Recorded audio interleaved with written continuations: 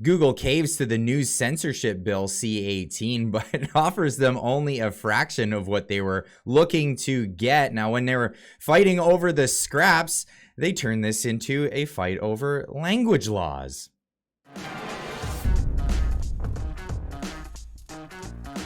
Now, from news, BNN, Bloomberg, Google to pay $100 million a year to news publishers to deal with Ottawa. And deal with Ottawa this is.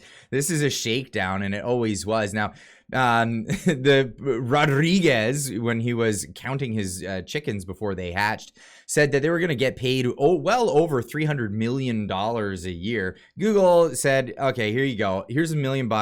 $100 million bucks, deal with that and leave us alone.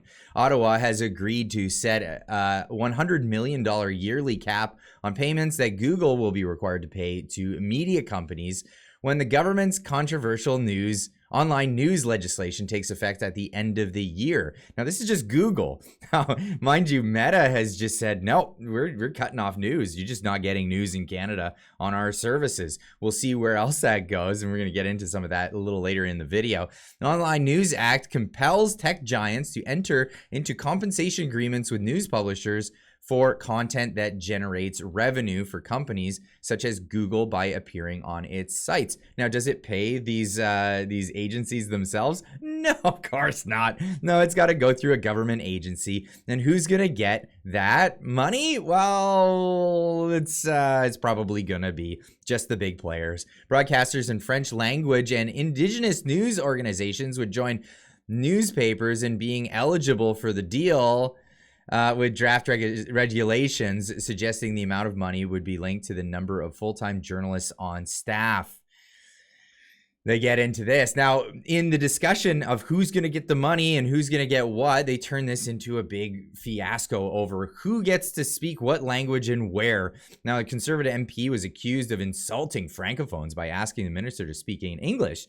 Now, I'm going to get to the clip because it's, as always, this is always blown massively out of proportion. But here we go. Here is the minister. This is Rachel Thomas asking, just politely, if you spoke English with your Liberal English colleagues, why can't you speak to me in English? That you answer my questions in French, but other English questions you answer in English if they're from your Liberal colleagues. I realize it's completely your choice. We're a bilingual country, but if at all possible, I'd love to have it. Point of order. Yeah.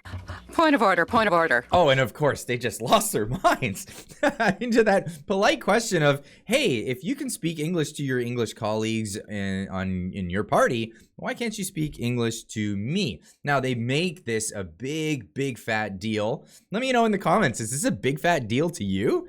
Because I don't know if you can speak both languages. I think the point of language is to be able to speak with people at the best capacity possible. But hey, leave a comment in the comment section down below. Let me know what you think. Of course, they made a big, big, big ordeal out of this. Madam Chair, I don't need to remind you or remind my colleague that our guests, just like the members of this committee, can speak in the official language of their choice. We have highly efficient interpreters with us here. I use them constantly, so I can tell you that's the case. And the minister has the full right to answer in whichever language she chooses. I didn't just go with this guy. It went on and on and on. It was point after point after point being brought up in this. Yes, on the same point of order, Madam Chair. I just put two questions in English, and the minister, of course, has the right to respond in whichever official languages she chooses to. Now, notice this is Peter Julian of New Westminster, British Columbia. His first language is English, and he's raising his stink in French, of course. And it just keeps going. It just keeps going. Here comes Big Simpin over here, Liberal MP. English, to me, is it goes against everything this country has been built on. When we come into this chamber, we have two official languages that, everyone's afforded. And the fact that the Conservative Party is demanding that a member only use one language, to me, is just unacceptable. And it needs to be noted that, What needs to be noted is that the Pascal Stange actually replied in English to her Liberal colleagues, and that's really the point. It's really about being polite here, and of course, it's not polite. Now, Trudeau was given an opportunity ages ago in the same respect. Let's see how he handled this. Funding for psychiatry and mental health services have been grossly underfunded compared to the other areas of healthcare. Of particular concern in this area are services to minority populations. Most of the public services in this area are available in French only. It is only in the last 10 years that we have had a group dedicated to trying to help the English population in this area. I would really appreciate your comments on this subject. Merci. Thank you. Si vous permettez, je vais répondre en français pour que tout le monde puisse entendre. Mais merci de votre utilisation de nos deux langues officielles au pays. Mais on est au Québec, donc je vais répondre en français. If you were just listening audio only and didn't see the subtitles and don't speak French, may I translate for you? What he said was, get stuffed. You're going to hear me in French, even though you just clearly said you don't speak French. This is unbelievable. This is the double standard. It's hilarious because if the Liberals didn't have double standards, well, they wouldn't have standards at all. That's really where we're at here. Now, Big Simpin didn't just leave it to that committee. He took it to question period. Of course, not speaking to any conservatives in this case. He went right to Stange herself and asked, not even asking a question, making a statement in the question. The honourable member from Don Valley East. Well, thank you very much, Mr. Speaker.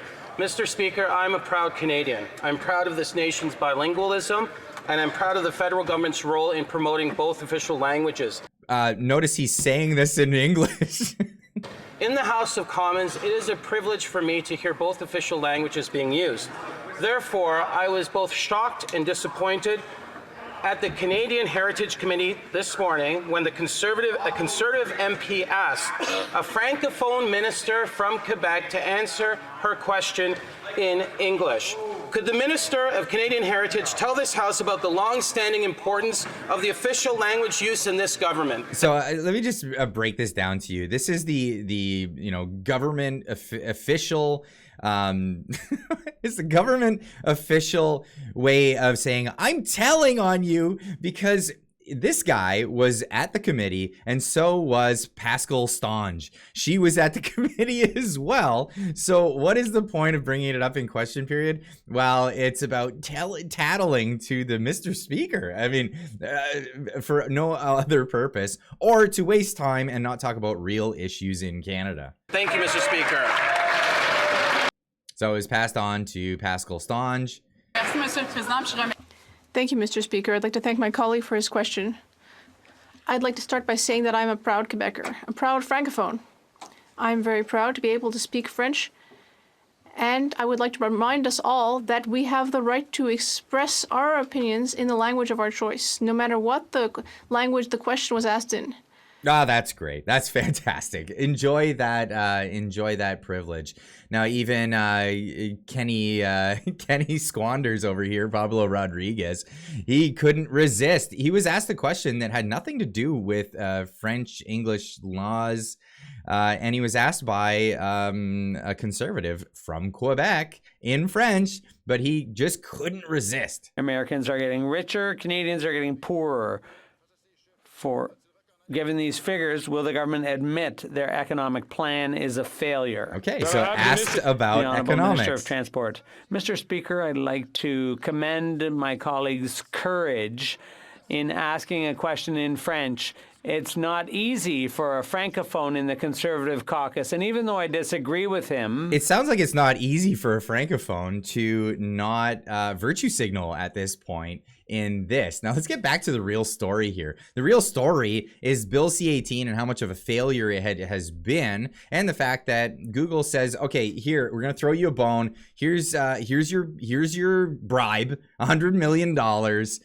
Take it and get lost. Get lost. Here we have the company appears to have got what it wanted after an extended period of negotiation. Still, Canadian Heritage Minister Pascal Stange called it a historic development, insisting Wednesday that the agreement was ultimately a win for the government and the local news publishers it is seeking to support. Now, what actually was brought up during this, because this was the actual questioning that was going on, well, how much is this actually going to help independents that you keep talking about? Is this going to be helping them? No, it looks like it's really just going to benefit you and some of your big players. Big tech has colluded with big government to do away with news in this country. It will be less choice for Canadians and less access for Canadians. It's a shame. And let's not forget the fact that actually Google isn't signing on to Bill C-18. They've actually been granted an exemption. So, Minister, when you celebrate the success of 18, let's look at this. Facebook walked away. They're not carrying news anymore, so they're not under Bill C-18.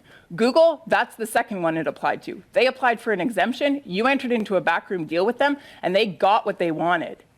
So Bill C-18 technically applies to no one. It's an absolute failure. It's a boondoggle, Minister. So let's be really clear about the facts here. But my next question is with regards to Laith Marouf. Laith Marouf received $130,000 from the Heritage Department. He used that money to perpetuate vile comments towards the Jewish community and towards the Francophone community, which you claim to defend. Meanwhile, that $130,000 has been outstanding. I'm sorry, Mrs. Thomas. Okay, and then they make it a big semantic thing about you can't address the person, you got to address the chair, yada, yada. But here's the deal. This is a really horrible piece of legislation that was put through, and it's actually really harming the Liberal Party in the fact that it's largely shut down its propaganda wing, the propaganda wing of the Canadian Liberal Party, which is the news, the mainstream media. So it really largely shut them down. A lot of people who are Facebook users don't get to see Canadian news from anything other than someone who's not deemed a news agency. It's amazing actually what it's done. Now, moving forward, what do you think is going to happen with places like Twitter, where the news actually is shared the most in Canada, when they try to crack down on this legislation? This is Elon Musk talking about people who try to bribe him with money. I hope they stop. You hope don't advertise. You don't want them to advertise? No. Now, he was saying this because people were bribing him, saying they're going to pull advertisements if he doesn't behave a certain way as CEO and owner of the company. What do you mean? If somebody's going to try to blackmail me with advertising, blackmail me with money, go fuck yourself. But go yourself. Is that clear? I hope it is. Hey, Bob. Hi, Bob is referring to Bob Iger, the CEO of Disney, probably a larger source of revenue than the government of Canada itself for these companies. So if he's going to turn down Bob Iger, he's going to definitely turn down the government of Canada. But hey, let me know what you think about this whole scenario in the comments down below. This is just a boondoggle. It's crazy what the government thinks that they're going to accomplish with regulating the internet and internet companies and tell them that they have to pay money if news is shared on their website. What do you think is going to happen? They're just going to yoink the news from their website. Now, Google has really had a hard time with this because they're a search engine. So they have a particularly difficult time with this. So they just said, all right, here's $100 million bucks. Go away. Go away. Anyway, leave a comment in the comment section down below. Let me know what you think, and we'll see you in the next one. Keep on trucking.